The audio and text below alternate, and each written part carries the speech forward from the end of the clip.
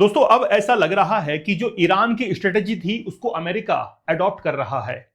Iran की क्या strategy थी? ईरान ने कभी भी डायरेक्टली इजराइल और अमेरिका के ऊपर अटैक नहीं किया है।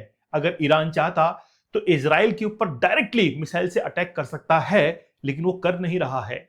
वो चाहता तो एक मिसाइल वॉशिंगटन डीसी की तरफ भी छोड़ देता, लेकिन वो कर नहीं रहा है। अब उसी स्ट्रेटेजी को अमेरिका अडॉप्ट कर रहा है। अमेरिका ने टारगेट किया है ईरान के पोर्ट्स को। चाबार पोर्ट जो कि इंडिया के द्वारा डेवलप किया गया है, एक कमर्शियल पोर्ट है। इसके साथ में ही न्यूक्लियर साइट्स और नेवल बेस अब टारगेट करना शुरू कर दिया है। यह तो अच्छी बात है कि अमेरिका ने एक्सेप्ट किया है कि हमारे 100 सैनिक घायल हुए हैं ईरान के हमले के अंदर। देखिए, अमेरिका के 100 सैनिक घायल होना यह बहुत बड़ी बात है अपने आप में। आज अमेरिका अपने सोल्जर्स को लेकर बड़ा सिक्योर तो होता है, उसके पास में मॉडर्नाइज वेपन्स हैं, लेकिन फिर भी ईरान जैसे देश ने, जो कि पहले से स्ट्रगल के अंदर चल रहा है, उसने 100 अमेरिकी सैनिकों को घायल कर दिया है। अमेरिका कह रहा है कि बहुत सारे लोगों को हमने ठीक करके वापस से मैदान में उतार दिया है, लेकिन वो लड़ रहे हैं। तो कुल मिलाकर बात यह है कि अमेरिका अब थक चुका है। अमेरिका की वो थकान साफ तौर पर दिखाई दे रही है। अमेरिका कोई डिसीजन पर नहीं पहुंच पा रहा है कि करे तो क्या करें, आखिरकार क्या सॉल्यूशन इसका मिल सकता है। दोस्तों क्या है कि जिस समय रशिया और यूक्रेन का वॉर हुआ था, उस समय अमेरिका ने एक वेपन सिस्टम को यूज किया था। मोबाइल आर्टिलरी जो थी उसको अब उसने कहां पर तैनात किया? कुवैत के अंदर। वैसी सेम, और फिर ईरान ने जो है उसके ऊपर हमला करके उसको तबाह कर दिया। तो US strike Iran Chabahar port, बंदर अब्बास, एस ट्रंप वॉज पे बैक फॉर ट्रूप्स डेथ। मतलब एक्चुअली में क्या है कि जो अमेरिकन सोल्जर्स जो मारे गए हैं रिसेंटली, आपको पता है 3 सोल्जर्स मारे गए थे, और उनको उनका बदला लेने के लिए अमेरिका अब तैयार है। ठीक है, यूनाइटेड स्टेट्स ने अब फ्रेश एयर स्ट्राइक जो है वो कर दी है, मिलिट्री स्ट्राइक्स कर दी है अगेंस्ट टू ईरान, और एक ड्रामेटिकली कोई रिजल्ट सामने निकलकर नहीं आ रहा है। अमेरिका चाहता क्या है? अमेरिका बस ये चाहता है कि अमेरिका अगर चाहे तो एक दिन के ऊपर ईरान के ऊपर जबरदस्त अटैक कर सकता है, लेकिन वो करता नहीं है, क्योंकि उसको पता है कि अगर मैं फेल हो गया तो मेरे लिए बहुत बड़ी परेशानी खड़ी हो जाएगी पूरे विश्व के अंदर। वियतनाम युद्ध के अंदर ग्राउंड जो वॉर था उसमें वो असफल रहा। अफगानिस्तान से क्यों विड्रॉ कर दिया उसने?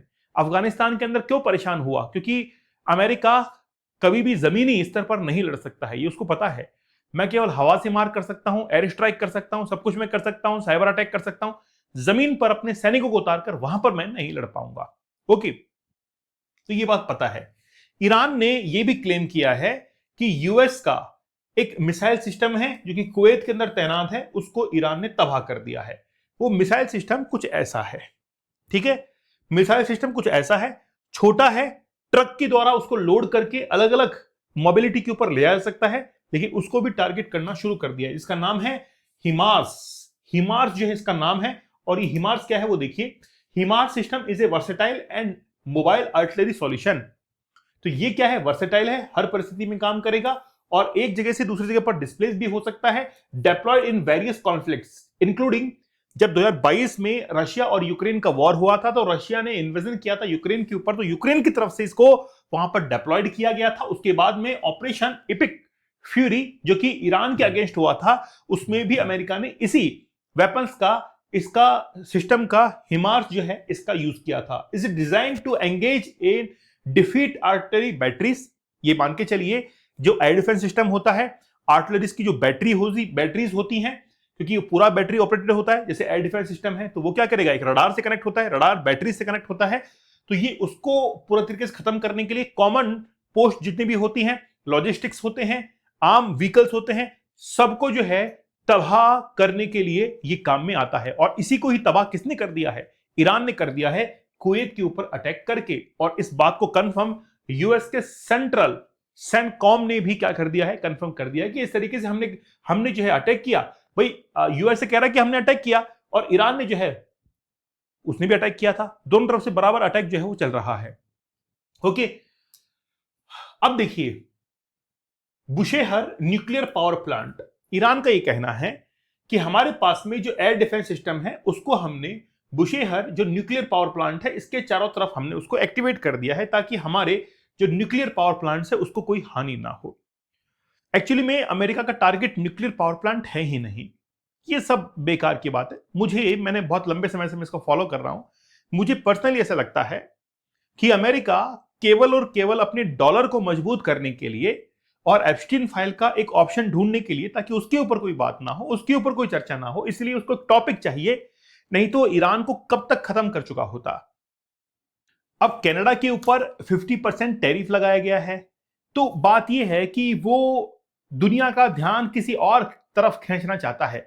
अच्छा, यहां पर देखिए 2 पोर्ट के ऊपर अटैक हुआ है। एक तो है चाबहार पोर्ट जो कि एक कमर्शियल पोर्ट है, और एक है कोनाराक। कोनाराक जो है वो आप देख सकते हैं कि both strategically important locations along the gulf of Oman. Okay, तो ये जो है वो ईरान का एक नेवल बेस है, जबकि चाबहार का हम लोग जानते हैं वहां पर इंडिया ने अपना रेलवे नेटवर्क जो है वो बिछाया है ताकि अफगानिस्तान तक, मिडिल ईस्ट तक हमारी पहुंच बन सके। और ये जो है ईरान का सबसे इंपॉर्टेंट कमर्शियल पोर्ट है जहां से इकोनॉमिक एक्टिविटीज होती हैं। ईरान के कई न्यूज़पेपर्स ऐसे हैं जो कि आज ये क्लेम कर रहे हैं कि ईरान की जो इकोनॉमी है वो बहुत जबरदस्त तरीके से हिट हो रही है। जो चाबहार पोर्ट है इसको ओपन करना जरूरी होगा, साथ ही में स्ट्रेट ऑफ हार्मुज से कम 20% ऑयल का इंपोर्ट और एक्सपोर्ट होना जरूरी है। अगर वो नहीं होगा तो ईरान की इकोनॉमी जो है वो खत्म हो जाएगी, वहां पर प्रॉब्लमेटिक हो सकता है। इसीलिए आज ईरान की भी मजबूरी होगी कि स्ट्रेट ऑफ हार्मुज को वो कहीं ना कहीं एक्टिव करे। डोनाल्ड ट्रंप जो कि अपने आप में एक बहुत बड़ी शख्सियत है ना, in terms of words of Donald Trump, तो नेवल जो शिप्स हैं उसके ऊपर अटैक जो है किया गया, एक तस्वीर साझा की गई थी। साथ ही के अंदर every time Iran kills an American soldiers they will pay for that, मतलब वो बदला लेगा। Killing many times over the this directive has been passed on the secretary of war. ठीक है, ये सब कुछ नाम वगैरह लिखे हुए। तो कुल मिलाकर बात यह है कि अमेरिका इस चीज को एक्सेप्ट कर रहा है कि हाँ, हमारे जो सैनिक हैं वो इसके अंदर मारे जा रहे हैं। अच्छा, मैं आपको एक मैप दिखाना चाहूंगा। इस मैप को आप देखिए यमन के अंदर जो हुतीज हैं द एक्सिस ऑफ रेजिस्टेंस के तहत ईरान की तरफ से वो लड़ रहे हैं। अब हुती जो हैं एक्चुअली में क्या कर रहे हैं वो कि रेड सी जो है इसको कंट्रोल करने में लगे हुए हैं। स्ट्रेट ऑफ हार्मुज आप देख सकते हैं कि गल्फ ऑफ ओमान को अरेबियन सी जो है, पर्शियन गल्फ जो है उससे वो जोड़ रहा है। और यहां पर रेड सी जो है वो यहां पर कनेक्ट है किससे, यहां पर बाब अल मंदेव एक वाटर स्ट्रेट है। अब हुतीस की आगे ये प्लानिंग है कि ये जो बाब अल मंदेव वाटर स्ट्रेट है, देखिए लिखा हुआ है बाब अल मंदेव स्ट्रेट है, इसको अब कंट्रोल करने में है। और रेड सी से जितने भी कमर्शियल वेसल्स यहां से गुजर रहे हैं उनको वो कंट्रोल करेगा।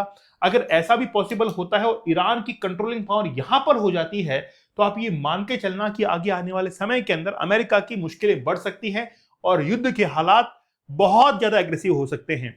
तो अब हुतीज मदद करेंगे ईरान को ताकि बाब अल मंदेव जो है वाटर स्ट्रेट को यहां पर चौक जो है वो कर सके, ताकि अमेरिका और ज्यादा जो है परेशान होना शुरू हो जाए वो। ओके, अब ईरान ने टारगेट करना शुरू किया है मिलिट्री एसेट्स को बहरीन के अंदर और कुवैत के अंदर।